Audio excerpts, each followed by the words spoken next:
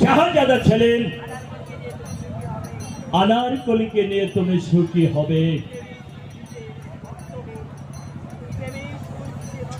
প্রেমের সুরভিতে মত্ত হয়ে